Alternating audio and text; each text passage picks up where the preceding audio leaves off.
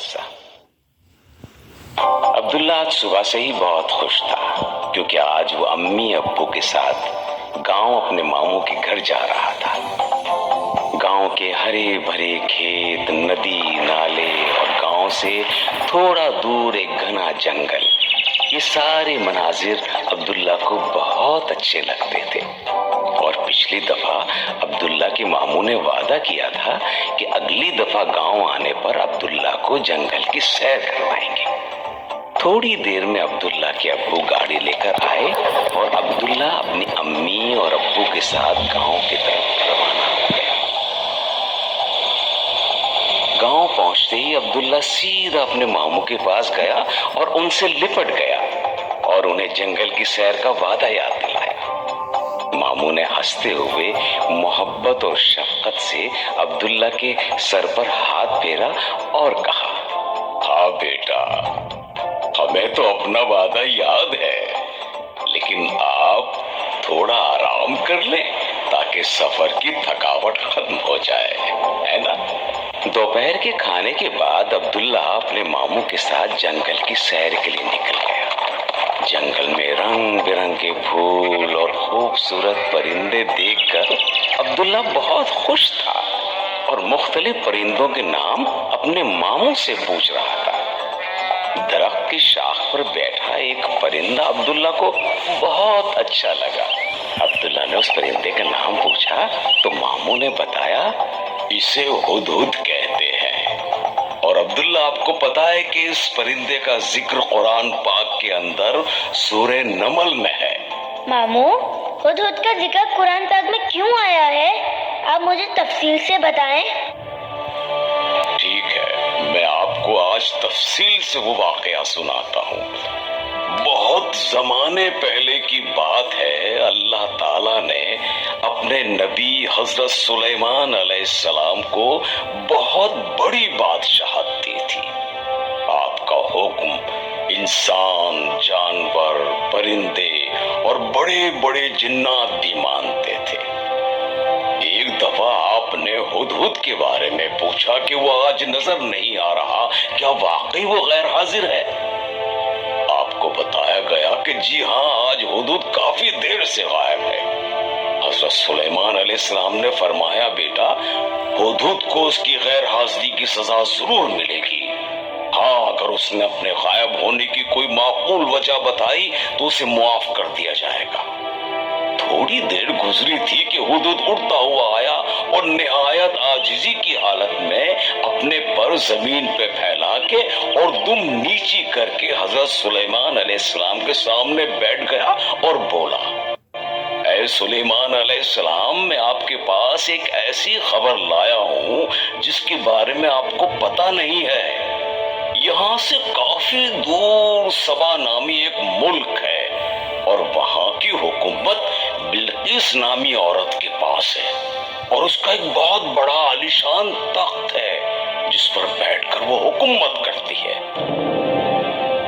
اور اس سے بھی بڑی عجیب بات یہ ہے کہ وہاں کے لوگ اللہ تعالیٰ کو چھوڑ کر سورج کو سجدہ کرتے ہیں، حالانکہ سجدہ تو صرف اللہ تعالیٰ کو کرنا چاہیے جس نے یہ زمین، آسمان، چرند پرند، چاند اور سورج بنائے ہیں۔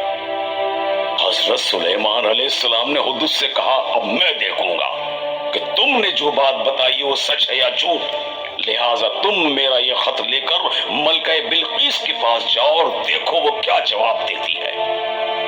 ہدہد حضرت سلیمان علیہ السلام کا خط لے کر ملکہ بلقیس کے پاس گیا اور خط اس کے سامنے رکھ دیا۔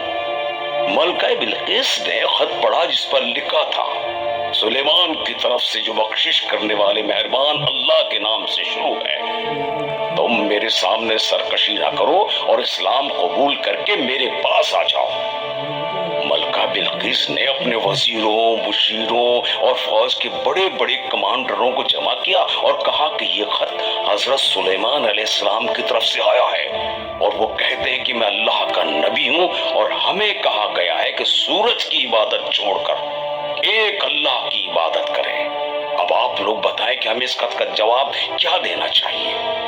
वहां मौजूद तमाम लोगों ने जवाब दिया कि हमारी फौज ताकतवर और हर किस्म के असलहे से लैस है और माल और दौलत की भी हमें कमी नहीं है। बाकी आप जो फैसला करें हमें कबूल है। मलका बिल्किस ने कहा, एक बात का तो आपको सबको पता है कि जब बादशाह किसी मुल्क पर हमला करते हैं तो उसे उजाड़ देते हैं और वहां के इज्जत वाले लोगों को जलील कर देते हैं, और हमारे साथ भी जंग की सूरत में ऐसा ही होगा।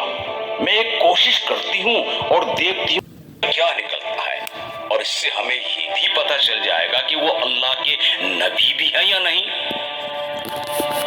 तो बेटे अब्दुल्ला, मलका बिल्किस ने हजरत सुलेमान अलैहिस्सलाम को हीरे जवाहरात और सोने चांदी से भरे थाल तोहफे में भेजे। मलका बिल्किस का ख्याल था कि अगर हजरत सुलेमान अलैहिस्सलाम अल्लाह के नबी होंगे तो इस माल और दौलत में कोई दिलचस्पी नहीं लेंगे। जब ये सारा माल और दौलत हजरत सुलेमान अलैहिस्सलाम के पास पहुंचा तो आपने उसे लेने से इनकार कर दिया और कहा, तुम लोग हमें माल और दौलत का लालच देते हो, जाओ ये सब वापस ले जाओ और याद रखो, अनकरीब में इंसानों और जिनों का एक अजीम शान लश्कर लेकर आऊंगा और तुम्हारे मुल्क से तुम्हें जलील ख्वार करके बाहर निकालूंगा। कासिदों ने वापस आकर जब मलका बिल्किस को सारा किस्सा सुनाया और साथ ही हजरत सुलेमान अलैहिस्सलाम का पैगाम दिया तो वो फौरन समझ गई कि आप अल्लाह के नबी हैं और इस मुल्क में रहना होगा तो सूरज को छोड़कर एक अल्लाह को सजदा करना होगा।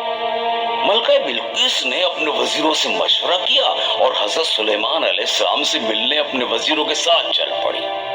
जब हजरत सुलेमान अलैहिस्सलाम को पता चला कि मलका बिल्किस आ रही है तो आपने फौज के सरदारों से कहा, तुम में से कौन ऐसा है जो इसके यहाँ पहुंचने से पहले पहले उसके मुल्क से उसका तख्त उठाकर यहाँ ले आए। वहां मौजूद जिनों में से एक जिन सरदार ने कहा, जितनी देर में आप इस मजलिस से उठेंगे इतनी देर में वो तख्त आपके पास ले आऊंगा। हजरत सुलेमान अलैहिस्सलाम ने कहा, बेटा नहीं, मुझे इससे भी पहले चाहिए। तो वहां मौजूद एक और सरदार ने कहा, जितनी देर में पलक झपकती है उतनी देर में उस तख्त को मिला सकता हूँ। आप अलैहिस्सलाम ने उसे तख्त लाने का कहा और पलक झपकते ही वो तख्त आप अलैहिस्सलाम के सामने था। आप अलैहिस्सलाम ने फरमाया, ताकि पता चले मलका बिल्किस अपने तख्त को पहचानती है या नहीं, और साथ ही आपने एक ऐसा महल तामीर करवाया जो मुकम्मल शीशे का बना हुआ था और जिसकी जमीन भी शीशे की थी, जिसके नीचे पानी लहरें मारता था और मछलियां घूमती फिरती थी। जब मलका बिल्किस हजरत सुलेमान अलैहिस्सलाम के दरबार में पहुंची तो आप अलैहिस्सलाम ने उसके तख्त की तरफ इशारा करके पूछा, इस तख्त को पहचानती हो? मलका बिल्किस उस तख्त को देखकर बहुत हैरान हुई और कहा, लगता तो मेरा ही है, लेकिन मुझसे पहले ये यहाँ कैसे पहुंच गया? फिर जब मलका बिल्किस शीशे के बने महल में दाखिल होने लगी तो वो समझी कि नीचे पानी है, इसलिए उसने अपने पायचे ऊपर कर लिए। तो हजरत सुलेमान अलैहिस्सलाम ने फरमाया, चली आओ, ये पानी नहीं है बल्कि शीशे का बना एक फर्श है। ये सब देखकर मलका बिल्किस समझ गई कि हजरत सुलेमान अलैहिस्सलाम अल्लाह के सच्चे नबी हैं और सजदा सिर्फ अल्लाह ही को करना चाहिए। अब्दुल्ला जो इंतहाई दिलचस्पी से वाकया सुन रहा था फौरन बोल उठा, मामू, क्या मलका बिल्किस ने फिर इस्लाम कबूल कर लिया था? हाँ अब्दुल्ला, मलका बिल्किस ये सब देखने के बाद मुसलमान हो गई थी। और बेटा अब वक्त भी काफी हो गया है, इसलिए हमें अब घर चलना चाहिए, ठीक है ना? और